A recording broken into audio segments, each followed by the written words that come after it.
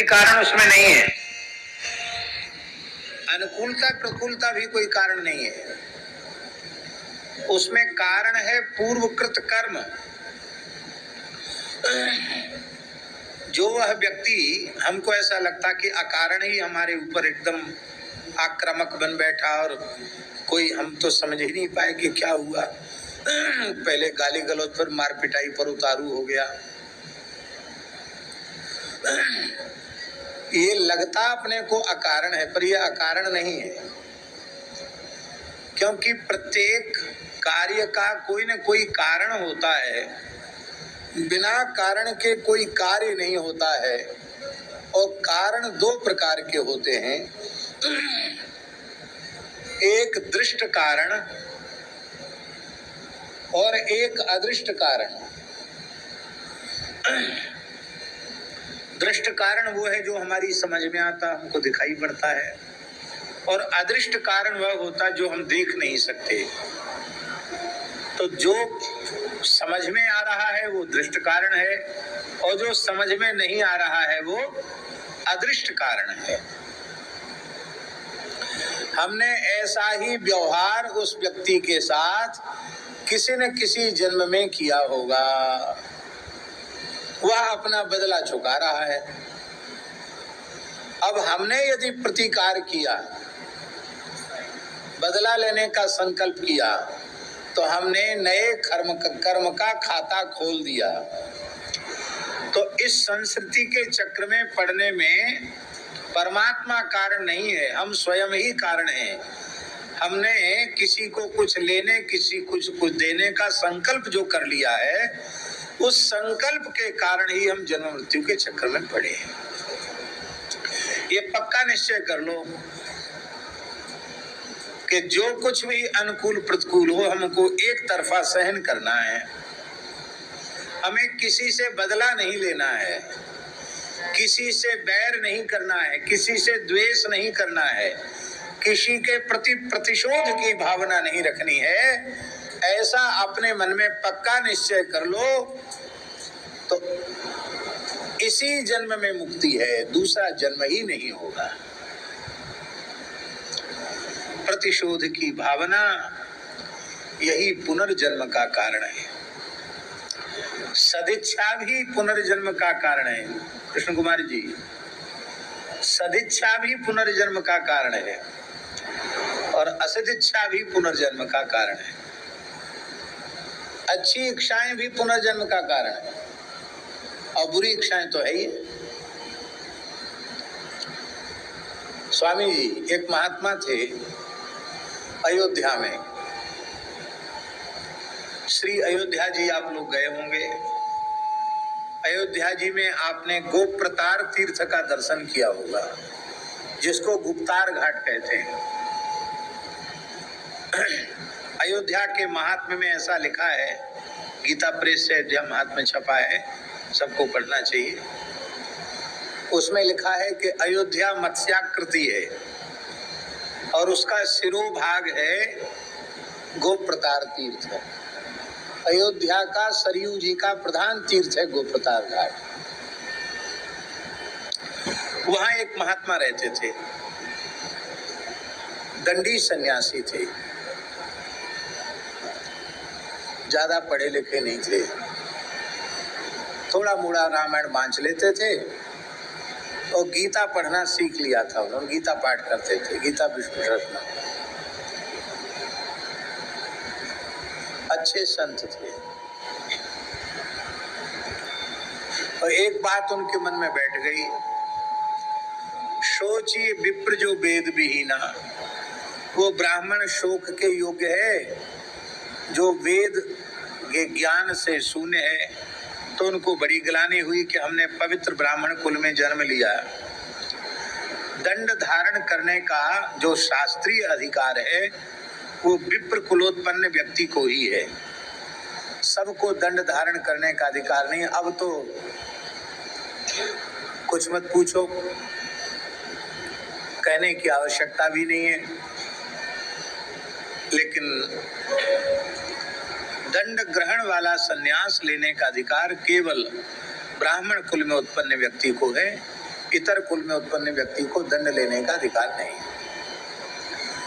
तो दंडी सन्यासी थे, ब्राह्मण कुल उत्पन्न थे, तो उनके मन में मरते मरते इच्छा पैदा हो गई कि हमने वेद नहीं पढ़ा। तो बस इसी इच्छा के कारण उनका दूसरा जन्म विप्र कुल में हो गया और वे अपने माता पिता के साथ गीता वाटिका गोरखपुर दर्शन करने गए। तो वो बालक, स्वामी जी वो बालक के रूप में जन्मे थे, 5-7 वर्ष के रहे होंगे। तो पूज्य श्री राधा बाबा ने कहा, लाओ लाओ आसन लाओ, स्वामी विशुद्धानंद जी आए हैं। क्या कहा? अब लोग सब देखने लग गए, यहाँ तो कोई स्वामी विशुद्धानंद जी तो है ही नहीं, न कोई अचला है, न कोई लंगोटी है, न कोई दंड कमंडल है। 5-7 वर्ष के बच्चे में क्या होगा? अपनी वेशभूषा में था वो बालक। पर स्वामी जी ने उसको आसन बिछवा करके बिठाया और क्या कहा कि उसी जन्म में मुक्त हो गए होते, केवल वेद पढ़ने की वासना ने दूसरा जन्म दे दिया, पुनर्जन्म में धकेल दिया, अब पढ़ लो। और फिर उन्होंने पढ़ा, अच्छे विद्वान हुए। घर की कुछ परिस्थितियां ऐसी थी कि उनको फिर धर्म गुरु की नौकरी भी करनी पड़ी, पर उन्होंने विवाह नहीं किया। एक अच्छे साधक, अच्छे संत का जीवन जिया, अभी भी जी रहे हैं, बच्चे अनुभवी व्यक्ति हैं। मैं एक मर्यादा है, इस कारण से मैं उनका नाम नहीं ले रहा हूं, लेकिन वो बहुत अच्छे साधक हैं, अच्छे संत हैं। तो असदिच्छा तो पुनर्जन्म का कारण है ही, सदिच्छा भी पुनर्जन्म का कारण है। हाँ, एक ही इच्छा ऐसी है जो हर व्यक्ति को बारंबार करनी चाहिए। जेहि जोनि जन्मौ कर्म बस, तहाँ राम पद अनुरागी हो। जेहि जोनि जन्मो कर्म बस, तहाँ राम पद।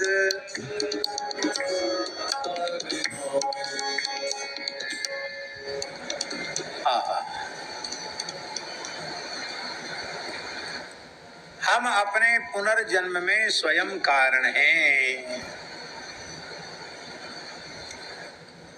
अब एक और बात कह देते हैं, कहनी आवश्यक इसलिए कह देते हैं। कुछ ऐसे कारक महापुरुष होते हैं जिनके जन्म में वे कारण नहीं होते, अर्थात उनके कर्म कारण नहीं होते हैं, उनके जन्म में भगवान की इच्छा कारण होती है। आप कहेंगे भगवान की इच्छा क्यों? क्योंकि भगवान उन महापुरुषों को प्रकट करके असंख्य जीवों को कर्म बंधन से मुक्त करना चाहते हैं, अपनी प्राप्ति का मार्ग दिखाना चाहते हैं। इसलिए कई महापुरुष भगवान के संकल्प से जन्म लेते हैं। अब भगवान के संकल्प से जन्म लेने वाले कौन है, ये भगवान ही जान सकते हैं, मनुष्य नहीं जान सकता। इसलिए किसी के बारे में ये घोषणा करने का किसी का अधिकार नहीं है कि ये कौन भगवान के द्वारा भेजे हुए आए। ब्रह्मा जी की सृष्टि जो है, नारायण जी, वो कर्मज है, पर भगवान की जो सृष्टि है वो कर्मज नहीं है, वो भगवत संकल्प से जायमान है। इसलिए भक्तमाल में ऐसे कई भक्तों का नाम नाभाई जी ने लिया है। भक्तन हित भगवंत रची देही माधव ग्वाल की, हरिदास हरि निर्मयो। तो उनको ब्रह्मा जी की सृष्टि से अलग नाभाजी ने माना है, लोकोत्तर संतों को। बोलो भक्तवत्सल भगवान की। अब भगवान भी तो अवतार लेते हैं, पर वे कर्म के अधीन होकर अवतार लेते हैं क्या? जन्म कर्म च मे दिव्यम, भगवान के जन्म और भगवान के कर्म दोनों ही दिव्य हैं। इसलिए जो तत्वता उनको जानता है भगवान कहते वह मुझे ही प्राप्त होता है, फिर वो संसार के चक्र में पड़ता नहीं। नैति मामेति सूर्य। तो कहने का आशय ये है कि एक लक्षण हमारे जीवन में आ जाए तो हमारा जीवन जन्म सफल हो जाए। बोलो भक्तवत्सल भगवान की जय।